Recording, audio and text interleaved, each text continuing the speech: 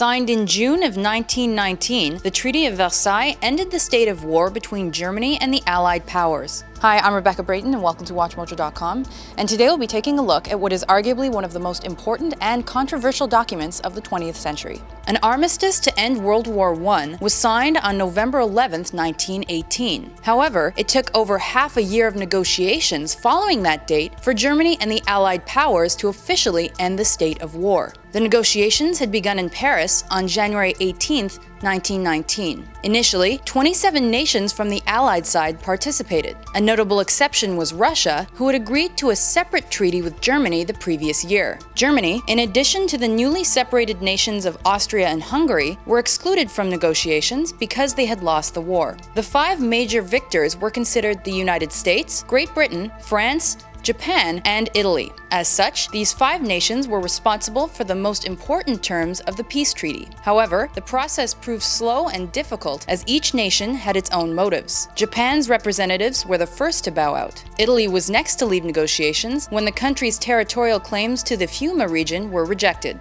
The remaining three nations at this point were Great Britain, France, and the US. Despite the conflicting aims of these countries, by June 28th, they had finally agreed upon a treaty. Considered harsh by many and too lenient by others, the Treaty of Versailles forced Germany to accept sole responsibility for causing the war. Germany was therefore forced to make reparations to the price of $32 billion, which equals roughly $393 billion today. In addition, Germany's economy was already in complete disarray. Because of this, a good portion of the compensation took the form of coal, steel, and agricultural products. Germany was also made to cede large areas of its territory and to surrender control of its colonies. The treaty proved unpopular with many, especially throughout Germany. The country initially refused to sign the treaty, claiming the war guilt clause was a violation of honor. However, Germany was offered no other option and eventually signed the treaty under a new government. Popular opinion theorized that the failure of the German public to support the war was akin to stabbing the country in the back. The Jewish people received the majority of the blame, with many claiming they sold Germany out to the Allies. This stab in the back legend proved instrumental in the rise of the Nazi Party and the political ascension of Adolf Hitler in the years that followed. At the time of the signing, many believed the treaty did nothing to pacify or permanently weaken the Germans. Because of this, the Treaty of Versailles was widely expected to lead to future conflict. The French Field Marshal Ferdinand Foch famously claimed,